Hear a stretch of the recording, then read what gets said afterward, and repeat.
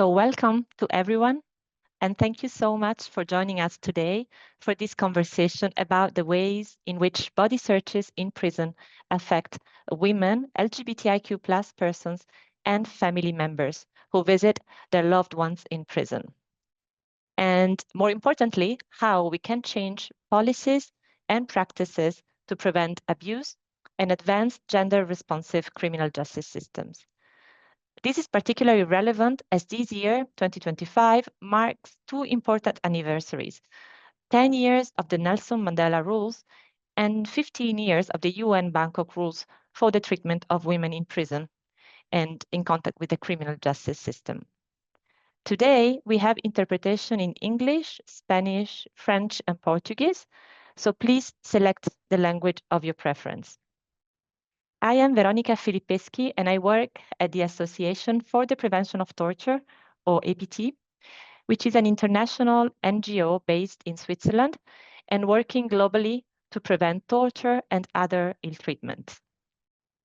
Today's webinar is part of the Global Week Against Torture, organized by the World Organization Against Torture, OMCT, and the SOS Torture Network, in collaboration with the APT and other anti-torture organizations that are part of the United Against Torture Consortium. Thank you so much to OMCT and all our partner organizations for making this week and today's event possible.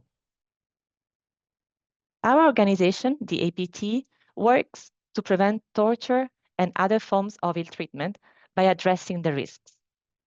Body searches in prison are among those detention practices that increase the risk of discrimination, abuse, and ill treatment. Even if sometimes body searches can be necessary for security reasons, they entail a number of risks by their nature, but also by the way they are conducted in practice. They can be particularly humiliating and traumatic for women and LGBTIQ plus persons, especially when they involve nudity and physical contact, considering that in many cases, these persons might have experienced some forms of trauma even before entering prison. Persons visiting their relatives in detention can also be exposed to humiliating and degrading body searches. In December last year, the APT published a global report on women in prison in close collaboration with independent oversight bodies, so-called national preventive mechanisms, from 46 countries across the world. The report, which is available on our website in English, Spanish, and French, and soon also in Portuguese, addresses several issues related to women in prison, including the issue of body searches, based on the findings from oversight bodies following their visits to places of detention. A common problem identified in our report is the use of body searches, in particular strip searches, on a routine basis without an individual assessment of the risk, which is contrary to international standards. In many countries, women are systematically searched during their time in prison, sometimes on a daily basis, typically at the moment of entering or leaving a facility, of moving between different facilities, but also before and after visits from their relatives, and also before and after moving to different areas of the facility, for example, to attend educational or work-related activities. The fact of having to undergo strip searches on a daily basis can be so humiliating that women may even refuse to be transferred to hospitals or court hearings or receive visits to not undergo the search. On a positive note, in most countries of our report, body searches of women are generally carried out by women prison officers in line with the Bangkok rules. However, when it comes to trans persons, the reality is quite different, as in many countries, searches are still carried out by staff of the same anatomical sex as the person being searched, irrespective of the sex recorded in the person's civil status or self-determined gender identity. Some countries have poor regulations when it comes to body searches, poor recording system, and poor complaints mechanisms.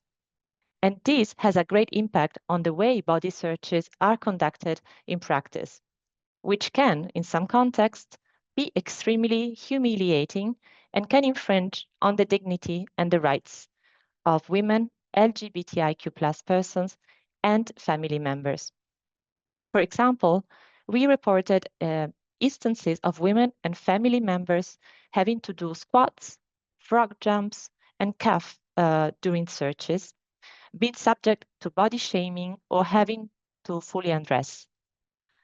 In some contexts, we also reported searches of women's sanitary towels or tampons when they have their periods, which can be very humiliating. Several countries have also introduced in recent years body scanning technology to enhance the effectiveness of body searches while minimizing the potential risk of invasive procedures. And this is a very welcome development, but it doesn't come without challenges. In some contexts, for instance, the use of such technology is not properly regulated, and it is used in addition to strip searches instead of being a substitute. In light of these findings, our global report calls for replacing routine body searches with alternative measures, such as body scans, ensuring that these practices are conducted only when necessary and by trained staff, and are strictly regulated and provided with effective safeguards. So before introducing our guest speakers, let me just provide some practical information. This webinar is being recorded for our internal use. There will be also a Q&A session following the panel discussion. So we encourage all of you to ask your questions or share relevant insights in writing using the Zoom Q&A feature that you can find in the bar below. And also, please make sure your microphone is muted unless you are invited to speak. And finally, this is really a shared space for open and constructive dialogue. So please be respectful of different opinions. So now switching to our panelists. For this session, we are delighted to have 3 distinguished speakers from different countries and different backgrounds. Let me start with Andrea Casamento. Andrea is the president of Prisoners Families Association, ACIFAD, from Argentina, and she is also the general coordinator of the International Network of Women Relatives of Persons Deprived of Liberty, REMOVE. So, Andrea, could you please introduce the work of your institutions, both ACIFAD and REMOVE, in a couple of minutes? Thank you. ¿Qué tal? Buenas tardes. Muchísimas gracias por la invitación. Bueno, hace 20 años creamos ACIFAD. ACIFAD es una organización de familiares detenidos, principalmente mujeres, para intentar acompañarnos y sobre todo entender el impacto de la cárcel. Todas estas cuestiones que rodean al encarcelamiento no solo afectan a la persona privada de libertad, sino también al resto de la familia. Entonces, digamos, al principio teníamos que entender que esto no le pasaba a una sola porque no sabía, porque era mala, sino que es algo que le pasa, y sobre todo a todas las personas que visitan la cárcel. Con el tiempo nos dimos cuenta que esto no pasaba únicamente a las mujeres de Argentina. Fuimos conociendo mujeres, organizaciones en toda la región, y lo que pudimos ver es que las afectaciones son las mismas. Incluso en diferentes países que no son de habla hispana, puede ser en distinto idioma, pero una y otra vez lo que padecen las familias es exactamente lo mismo y lo manifiestan de la misma manera. Entonces, ahora el desafío es intentar unir todas esas voces para que se amplifiquen fuerte, a ver si alguien nos escucha. Bueno, en verdad alguien nos está escuchando, porque de hecho nos invitaron y estamos acá. El desafío es que muchos otros escuchen estas voces. Thank you. Thank you, Andrea. And now I pass the floor to our next speaker, Christopher Sigersma, Chief Executive Officer of the Correctional Services Agency in Malta. So the same as for Andrea, Chris, could you please tell us more about your institution? So good evening, everyone. My name is Chris. As you heard, I come from Malta. I'm the CEO of the Correctional Services Agency. It is the national authority. It's responsible for the care and custody and rehabilitation of the persons in prison. We operate from the Corradino Correctional Facility, which is our centralized institution accommodating different categories of persons in custody. Currently, our agency is in the process of the modernization and reform. Unfortunately, for many years, our prisons in Malta have been run by military personnel. And now we are happy to say that we've gone far, we've moved far from what the agency was, and we now call our prison a person-centered prison. In fact, even in our language, we don't use the words inmates or prisoners, but we use persons in prison. This is to acknowledge the personhood beyond their legal status. Thank you. Thank you. Thank you very much, Chris. And now turning to our third and last speaker, Caroline Cunha Farias. She's a member of the local mechanism to prevent and combat torture of the state of Rio de Janeiro in Brazil. Caroline, could you briefly introduce the local mechanism to prevent and combat torture?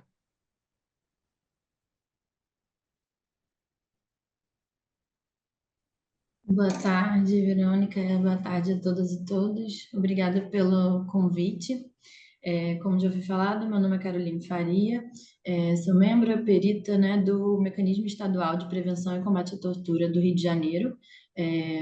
Esse é um órgão público, né, autônomo, nós somos ligados administrativamente à Assembleia Legislativa.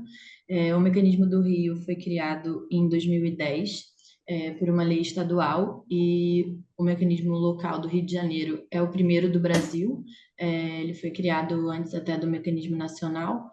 O mecanismo é um órgão de 6 pessoas, né? Somos um órgão que tem 6 peritos e peritas que fazem a atribuição, né? Nossa atribuição principal.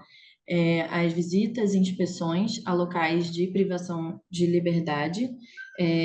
Cada um de nós tem um mandato de 4 anos, que pode ser renovável por mais 4, e nós temos formações e experiências diferentes entre si.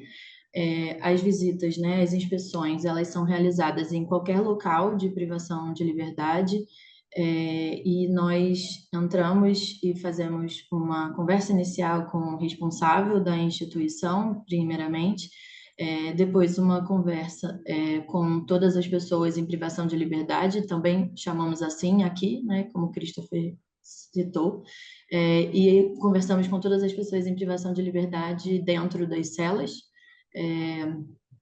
de forma a compreender não só a situação estrutural em que elas estão sendo colocadas, mas também o tratamento que é dado a elas dentro desses locais de privação. E, a partir daí, nós conversamos com todas as outras pessoas envolvidas no âmbito da privação. Então, equipes técnicas de atendimento, equipes de saúde, escola, se houver, e qualquer outra situação dentro da unidade e todos os locais que a gente tem acesso.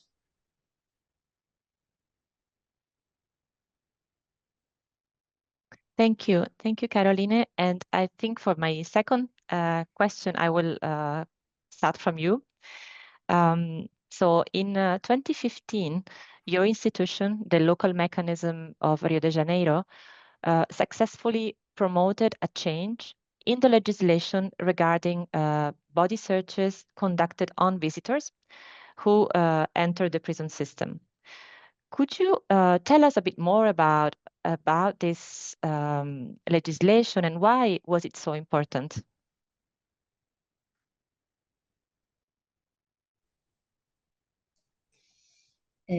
Sim, o fim das revistas íntimas, vexatórias e humilhantes dos familiares já era uma pauta muito antes da construção do mecanismo, né? No Rio de Janeiro, no estado do Rio de Janeiro, as familiares e sociedade civil, movimentos sociais já indicavam e denunciavam essas situações de humilhação, que significam, né, desnudamento na frente dos policiais penais, né? Muitas vezes agachamento e em alguns momentos também é uma revista de fato nas regiões íntimas das pessoas, né?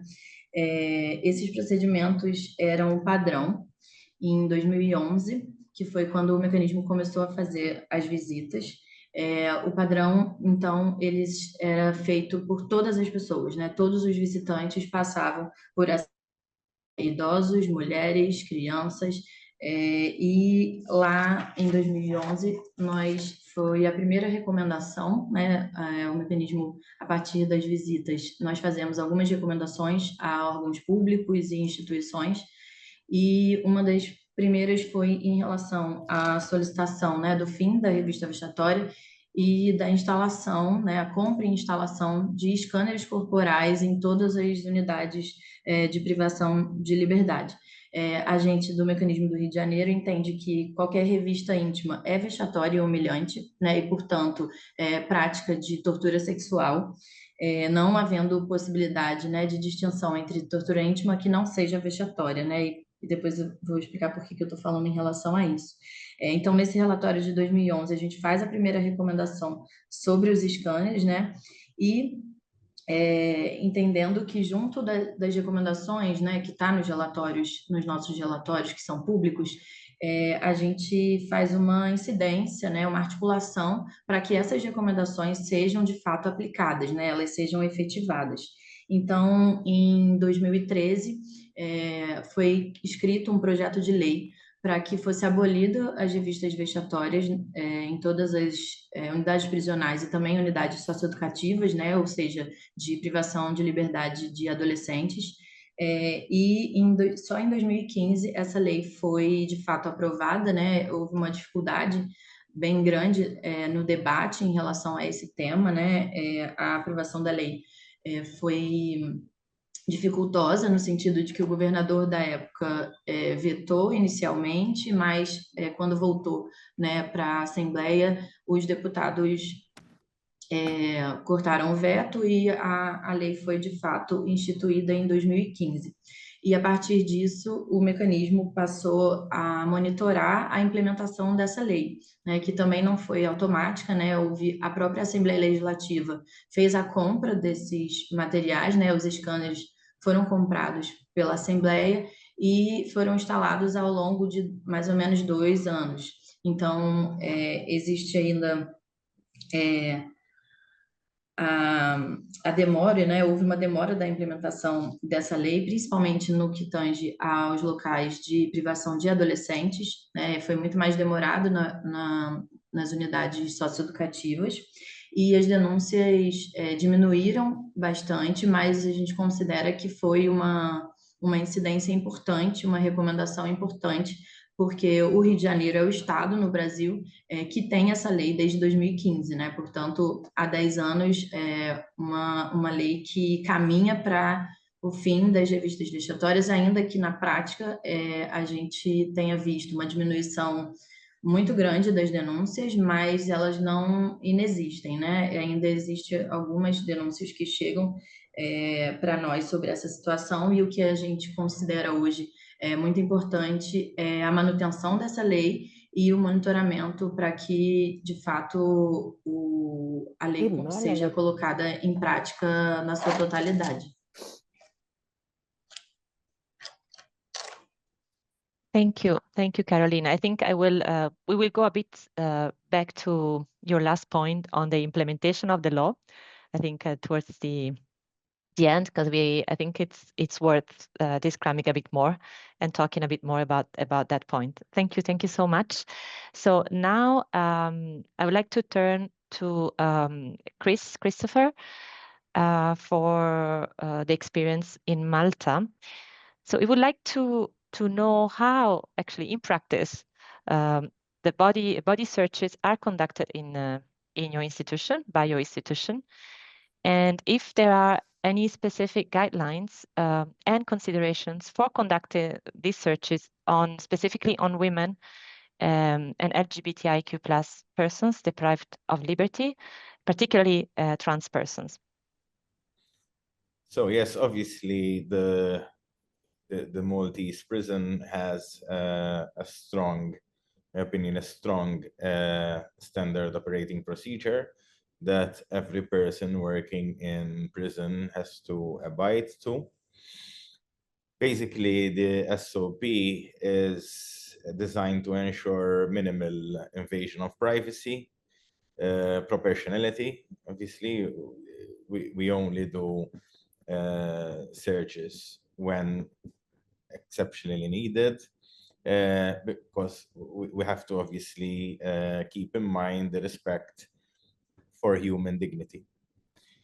Obviously, on a daily basis, we use the scanners, okay, across the different sections of the prison.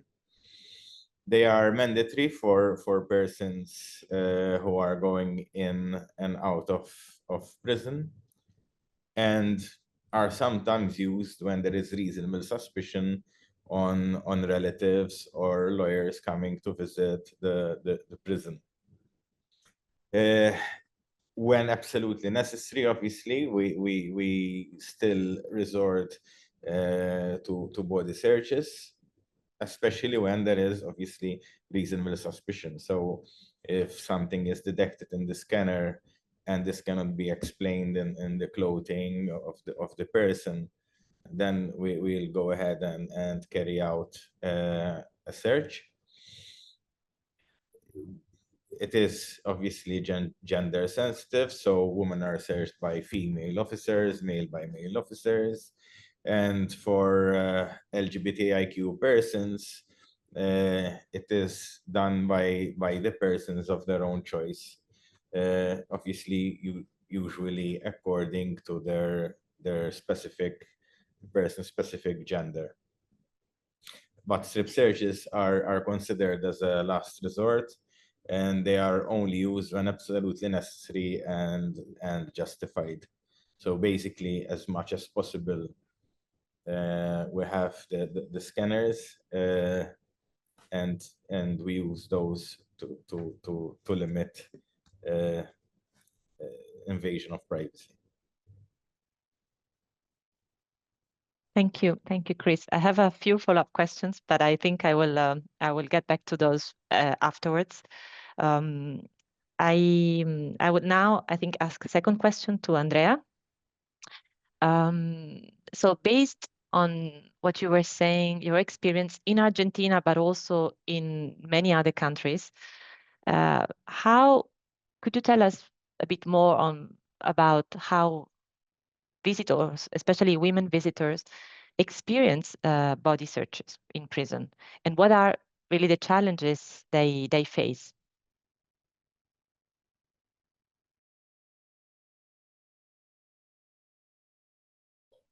Bueno, lo primero que no es solo la requisa, o sea, es la mirada del personal. Siempre vamos a ser nosotras sospechosas de ingresar alguna sustancia. Entonces, ya desde el principio, esa mirada prejuiciosa recae sobre nosotras y también en el trato. yo he escuchado relatos de muchas mujeres que no, digo, a mí me parece que a veces tenemos que empezar a llamar las cosas por su nombre. Ellas lo viven como acoso sexual. Entonces, a veces hay que animarse también a decir estas cuestiones. Se sienten a veces muy humilladas porque se tienen que desvestir adelante de los niños. Otro tema me parece que es importante traer, cómo viven los niños este tipo de requisas. Porque los adultos lloramos, bajamos la cabeza, nos da vergüenza, nos sentimos mal, y los niños no dicen nada, pero lo viven en sus cuerpos. Y me parece que bueno, capaz que a lo mejor un poquito más adelante, pero hay una propuesta que a mí me parece interesante, que tenemos que pensar. En Argentina y en varios países del mundo ya hay escáneres. El tema es que parecen ser insuficientes, porque cuando el servicio penitenciario o no lo sabe leer o por alguna razón considera que es familiar de alguien que puede ser peligroso, te hacen pasar 1, 2, 3 veces. Muchas veces lo que pasa es que se detectan manchas o alguna cosa, las mujeres lo ven con pánico porque piensan que tienen un tumor o que tienen una enfermedad. Y a mí me parece que una propuesta interesante podría ser que quien se encargue de hacer estas requisas en los centros sea la misma fuerza de seguridad que hace las requisas en los aeropuertos.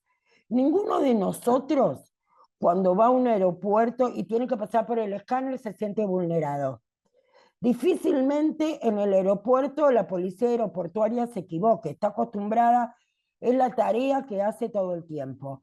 Entonces, ¿por qué no podríamos destinarle esta tarea también a estos lugares en donde se requiere una mirada de una persona que esté entrenada para eso? Eso por un lado. Y la segunda cosa es que el servicio penitenciario es quien se controla a sí mismo, porque es el mismo servicio quien controla el escáner donde pasa su propio personal. Entonces, me parece que sería mucho más seguro para todos que lo hiciera la fuerza de seguridad que hace estas cosas en los aeropuertos y que sea igual para todos, tanto para los funcionarios como para los familiares o las personas que ingresan por trabajo, alguna cuestión a la cárcel. No debería ser un tema de discusión porque no lo es en los aeropuertos. Entonces, si hay cuestiones que están prohibidas llevar de un país al otro, ¿por qué no podemos tener el mismo control, con la misma exigencia, pero también con el mismo respeto en los lugares de detención? ¿Cuál es la diferencia? Thank you. Thank you so much, Andrea, for telling us a bit about the challenges, but also concrete suggestions and proposals for really making changes to this situation. I think I would like to ask one more question that I wanted to pose to all the speakers before maybe starting with some of the follow-up questions from what you said. I would start with Chris from Malta. I think we've heard also now from Andrea that there is often actually a tension between the need and the duty of the state to ensure security in prison, and on the other side, the obligation to respect the person's human dignity and also all the other fundamental rights that are not restricted by the deprivation of liberty. So often the balance between these two aspects, between respect for dignity and the respect for security, is challenging in the prison environment. So based on your experience as head of the correctional service in Malta, what made it possible actually to replace the routine strip searches with body scanners in your country? You've said that is just used in exceptional cases, And I think it would be interesting to know a bit what made it possible, and also if there were some challenges, even at the level of the staff, to change some mindset as well at that level. So yes, please, the floor is yours, Chris. So first, I would like to add something to what Andrea was saying. Today, scanners have artificial intelligence. So the level of training needed by the officers is not as high as before. So the AI can detect very easily, more than the human eye actually, if there is any contraband. It also can detect if someone has swallowed the contraband. So in some cases, the scanner has also saved lives. In our opinion, we also have, it's not related to the subject, also found some people who had tumors and they didn't know about them. So we had to refer them to further medical care. When compared to the training, the officers in the Maltese prison get, when compared with those at the airport security staff, obviously it is much more intense training. They also get training on the way they speak and explain what is done at every scan, or if there is need to be a search. So as much as possible, the institution I work at tries to do everything which is possible to protect the fundamental human rights. I think it's very balanced. We have obviously not all officers abide by all the rules, as I think every country has problems with some officers who try and ignore human rights. But as an institution, we try and respect dignity, include daily interactions, the use of respectful language, as I mentioned, person-centered language, the tone of voice. We're trying to work to introduce a clear shift in philosophy, which is rehabilitation-based. Unfortunately, as you all know, that the culture is not very easy to change.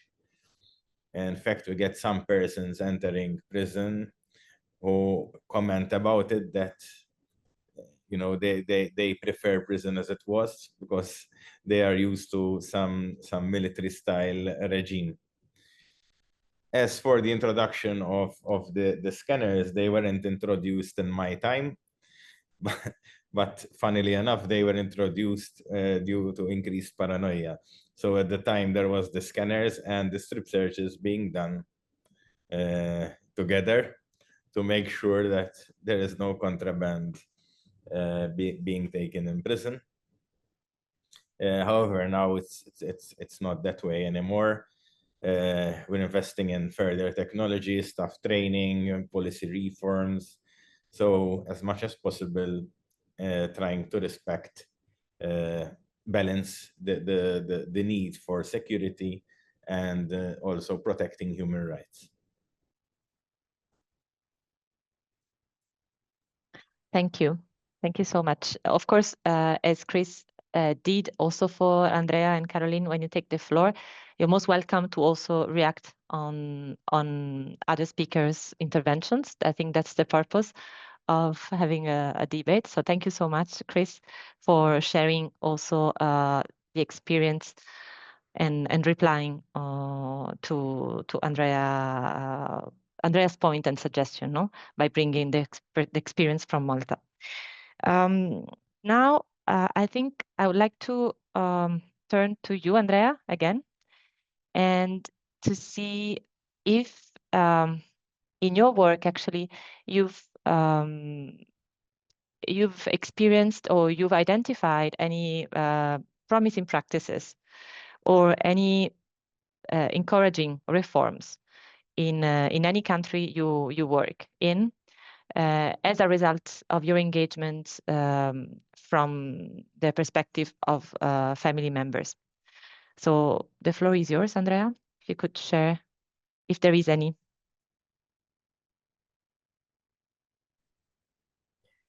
Bueno, creo que ciertamente los escáneres mejoraron un montón la situación en los países en donde hay escáneres, mejoró muchísimo. ¿Hay alguna cuestión respecto de los escáneres? Porque en general a los familiares les da miedo, que dicen que tienen rayos o que le van a hacer alguna cosa que es como pasar todo el tiempo por un aparato de rayos X. Pero la verdad que cuando se explica bien, es una práctica que mejoró un montón. Me parece que la deuda es el personal penitenciario tiene que estar capacitado para eso y no solamente, digo, y a lo mejor está capacitado y también lo utilizan como un elemento de poder. Entonces, me parece que eso es una buena práctica. Otra buena práctica, los niños en general, hay lugares en donde no pasa por el escáner, pero sí con unas paletas, como cuando se ingresa a una cancha de fútbol o a esos lugares. Y las personas suelen concurrir a esos lugares. Entonces no es un elemento que los asusta, están acostumbrados a eso. Si uno explica bien, está bien, es un lugar en donde tiene ciertas medidas de seguridad y me parece que todos estos elementos tecnológicos funcionan mucho mejor que las requisas comunes. Thank you, Andrea. And also a third question for Caroline, which is a bit to follow up actually on what you've started to mention before, is about the implementation of that legislation. Because you said that the legislation was adopted 10 years ago in 2015, that there was some delay for the start of its implementation. So we wanted to ask you, what is the situation now based on the work you do at the local mechanism of Rio de Janeiro in monitoring places of detention? Also, so not only regarding family members, which the legislation was also about, but also about women and LGBTIQ+ persons deprived of liberty. Thank you.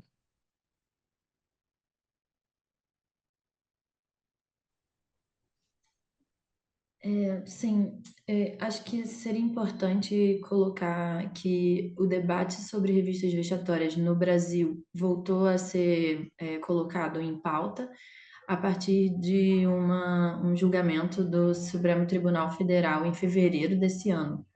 Então, a situação atual no país, né, está sendo lida por conta dessa decisão do STF.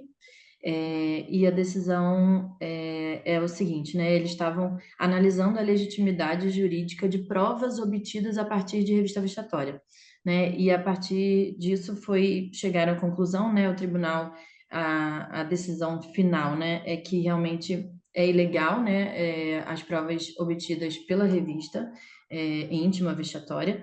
E a partir dessa decisão, eles também estão fazendo uma distinção entre a revista íntima e a revista vexatória, que é algo que nos preocupa no Rio de Janeiro, porque já temos, né, a legislação de vedação à revista íntima vexatória como uma prática usual, mas nós entendemos que qualquer revista íntima ela é uma prática de tortura sexual. Portanto, não teria essa distinção. Além disso, a decisão também fala da possibilidade, né, assim como o Christopher também colocou, de situações suspeitas, então, alguma necessidade de ter, de fato, com indícios, né, essas revistas, elas sejam realizadas por profissional de saúde, e também existe a possibilidade de que a pessoa se negue a passar pela revista vexatória, mas a consequência disso é a decisão da administração local em suspender a visita. Então, de alguma forma, para o nosso estado, né, para o Rio de Janeiro, que já tem há 10 anos, né, a lei para privilegiar, né, o scanner, né, priorizar a passagem do scanner como um fluxo comum, né, como fluxo padrão. Essa é uma decisão que nos preocupa, né, tendo em vista que a visita não pode ser encarada como um privilégio, né, como uma concessão, e sim como um direito de todas as pessoas, né, um direito humano da pessoa que está em privação de liberdade e dos seus familiares. Então, para nós é preciso mais do que reafirmar a nulidade das provas obtidas, né, mas também abolir a prática da tortura sexual institucionalizada. E aí, conversando um pouco com o que a Andrea citou também, né, a gente entende que essa prática, né, ela vem da criminalização das pessoas, e aqui no Brasil, né, da criminalização principalmente de pessoas negras, e também da presença, né, de um machismo, misoginia em relação às mulheres, que são a maioria esmagadora da população visitante de pessoas em privação de liberdade. Então, mesmo nas prisões femininas, masculinas, ou de adolescentes, as mulheres são a maioria esmagadora dos visitantes. Então, essa é uma questão que, socialmente falando, né, a gente compreende que existe uma criminalização dessas mulheres e que a prática ela precisa ser uma exceção, né, assim como for muito necessário. E é importante citar, né, que os dados que a gente tem sobre a situação, né, LGBT, da população LGBTQIAPN+, no Brasil, né, e principalmente no Rio de Janeiro, o acesso à informação é muito escasso, né, a gente tem poucas informações oficiais, inclusive da quantidade de pessoas desse público em privação de liberdade. Recebemos denúncias e estamos acompanhando, inclusive, a situação de violência contra adolescentes trans em privação de liberdade no Rio de Janeiro. A gente pode citar também, né, que as revistas elas são feitas a partir, né, com agentes públicos do mesmo sexo, mas não do mesmo gênero. Então, assim como também foi citado, né, é de acordo com a genital, então é de acordo com o sexo fisiológico mesmo, o que também é uma forma de violação. Uma questão que eu queria deixar registrado também é da situação de visitantes das mulheres, né, as visitas às mulheres. A situação de falta de informação dos filhos, né? Hoje a gente percebe essa é uma denúncia bem grande em relação às mulheres em privação de liberdade, que é a ausência de acesso aos filhos, né, nas visitas, mas também acesso sobre a situação em que eles se encontram. E também a situação de revista vexatória das próprias pessoas em privação de liberdade. Né? Essa é uma questão que não está citada na lei, é um desafio que nós entendemos que é necessário colocar e que temos, a partir do monitoramento dos locais de privação de liberdade, tem ficado cada vez mais evidente que adultos e principalmente adolescentes têm passado por revistas vexatórias sempre que saem das suas celas, alojamentos, dos locais em que eles estão privados. Obrigada. Thank you, Caroline, and thank you to all the speakers. I can see that there are few questions from participants. So I think because we have 15 minutes left, I think I will start reading them, and so you can intervene. So some of them are specifically to one of some of you as a speaker, and some are more general. So the first one I think is for Chris, is from a participant from Alan, who's asking actually if, because you mentioned you have an SOP and you mentioned about the language that officers need to use, etc. So he's asking whether you have any regulations or any written documents on what the duties of the officers conducting the searches are, particularly linked to the need to explain the procedure in detail, to the language to be used, etc. So the SOP regards the use of the scanners and the searches which are done. The language is not stipulated in an SOP, but it's for us it's a general rule that you should speak to everyone with respect. In fact, we have found that incidents in the Maltese prisons have decreased a lot. I think we haven't had an incident against an officer for around 2.5 years now. So I think the officers are realizing that if you treat someone with respect, the probability is that this person will respect you back. But no, the way we speak is not written in a SOP particularly. Thank you. Thank you, Chris. From the same participant, Alan, there's also a question to Caroline. If he's asking whether there are any legal proceedings against prison officials for torture and sexual offenses committed in prisons. And if so, if there's been any legal proceedings, if there's also be any conviction for this in relation to these cases.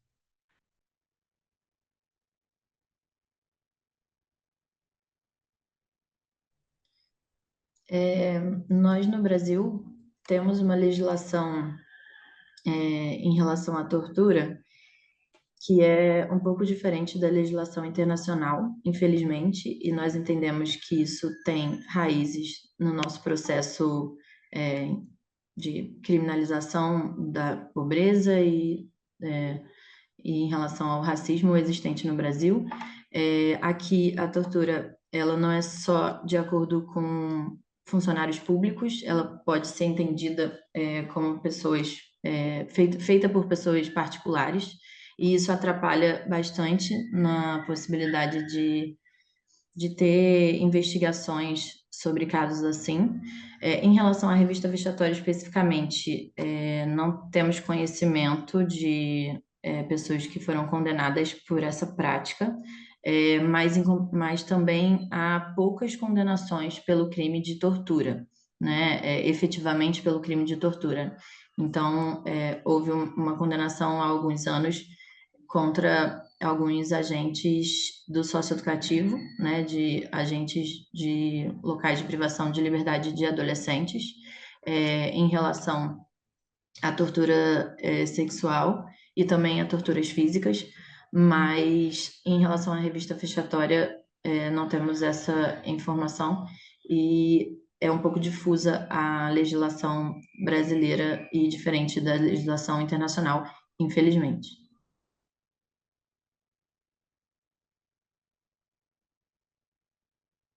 Thank you. Thank you so much, Caroline. I would like then now to share a comment or an experience shared by one of our participants and a question that is to all of you, whoever wants to reply. So the question is from Marta. She's working at the Prison Ombudsman Institutions, Procuración Penitenciaria de la Nación, from Argentina. So they're sharing a case that happened last year. They detected that in the framework of searches for women deprived of liberty in the federal women's prison, there were vaginal, so like tactos, so they were touching women, and it was performed by prison officers. So the women were checked by means of a body scan, and the operator observed sort of suspicious images. So the women were then taken to the hospital and subjected to a vaginal examination without consent and without a court order. The result was negative, and maybe they may be thinking that the body scan technology may be obsolete, or that the operator was poorly trained. And so she wanted to ask you how to proceed in other contexts when faced with suspicious images, in order really to avoid such a very invasive practice of vaginal examination. So her institution took the cases to court, and the case is in process. So just opening up to all of you. I don't know if there is anybody who would like to react on this, on this experience. Chris, okay, yes, you have the floor. A more practical point of view. If the operator sees something which is not the norm, okay, something out of the ordinary, then the one of the prison doctors is called in. Maybe he should have more experience of reviewing body image scans. We never force a cavity search, but the person is kept in isolation under CCTV to make sure that if there is something, it is and it comes out, then it is obviously found. It has never occurred that we have seen something on the scanners. Scanner is very clear. It's very difficult to make such mistake, especially if seen by medical professionals. If need be, we send the images of the scan to radiographers, they are the most professional people to do this job. But it has never happened that someone has been negative. Some people refuse. Some people refuse. Sometimes we keep them in isolation until, let's say, they pass feces. So then they are the contraband is found without a body search, without a cavity search. Thank you so much, Chris, to share very practical insight from your experience.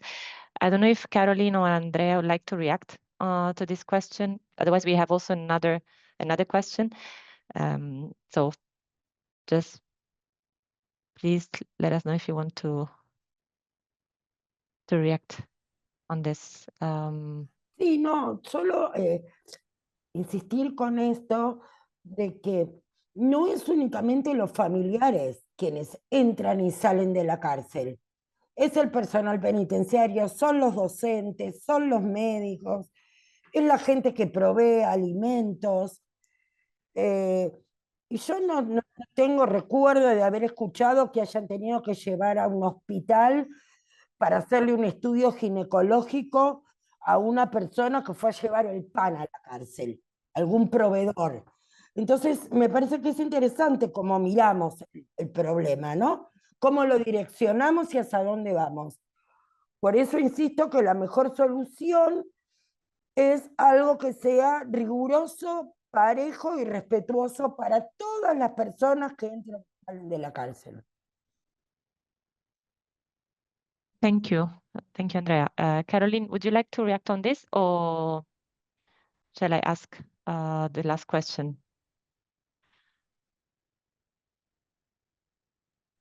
Pode passar, por favor. Okay, thank you. So one last question very briefly. So from, I think, Ricardo, or the participant, there was actually, he's sharing that in some contexts, unfortunately, it is not possible to have scanners, no? We know that this is quite expensive, so there are countries who don't have the means to have those. So actually, he's wondering if, because he's considering having specific protocols involving all parts that are involved. And so the question is if any of such protocols exist that you are aware of in your countries, just in case scanners also are not available as as another way to minimize the risk. I think, Chris, you already talked about that, the SOP, which in addition to the scanners, but I think your SOP also talk about body searches in addition to SOP, to the scanners themselves. But maybe question to also the other speakers. Caroline, maybe if you want to react very quickly.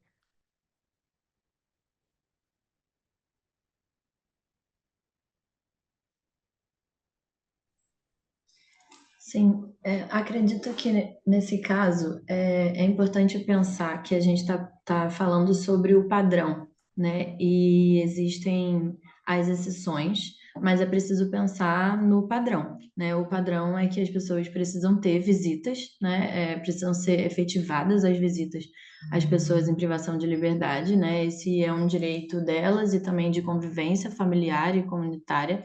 Então, é preciso que a segurança não se sobreponha também à possibilidade de garantia dos direitos dessas pessoas. Então, o ideal é que seja possível, de fato, fazer essa, não pode não ser com os scanners corporais, que são mais elaborados, mas com aqueles de mão, né, que são scanners mais simples, digamos assim, e que eles possam ser utilizados, mas principalmente que não haja nenhuma situação de humilhação como padrão. Essa é uma questão que acredito que seja importante, mas o ideal é que essa seja uma prioridade no orçamento, né? Essa é uma questão que alguns países podem não priorizar também, então acho que politicamente também é uma decisão de priorizar o orçamento para essa pauta e garantir as visitas e a convivência familiar das pessoas em privação de liberdade.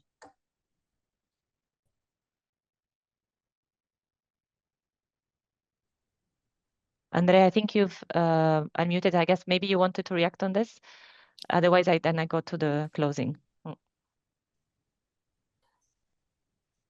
Sí, yo entiendo que hay países que no tienen presupuesto, pero entonces, del mismo modo que se decide abrir una cárcel, bueno, entonces hay que contar con el presupuesto para esto. De ninguna manera los cuerpos tienen que ser ni mirados ni tocados. Nunca una persona puede sentirse invadida, vejada por una actitud, y mucho menos del Estado.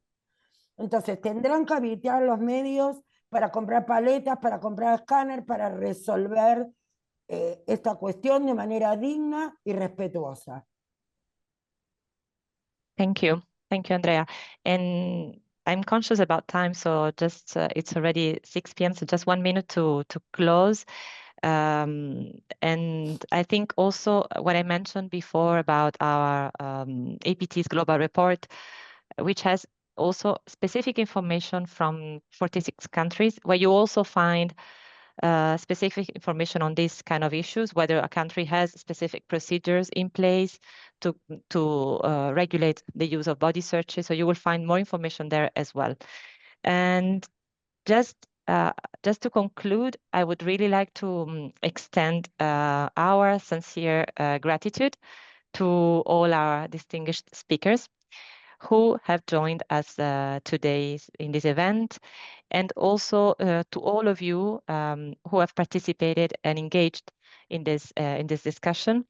Thank you also to OMCT and APT colleagues for their support, and also last but not least to all our interpreters. It's not an easy task as always, so thank you so much. I really hope that we can all use the findings and the examples that were shared today to really push for changes and to move away from routine and humiliating body searches affecting particularly women, LGBTIQ+ persons and family members, towards really practices that uphold the rights and the dignity of these persons, in line with all the international standards, in particular the Nelson Mandela rules, the UN Bangkok rules, and also the Yogyakarta principles. So thank you so much to all of you, and I look forward to see you at future events. Thank you. Thank you. Obrigada, boa tarde.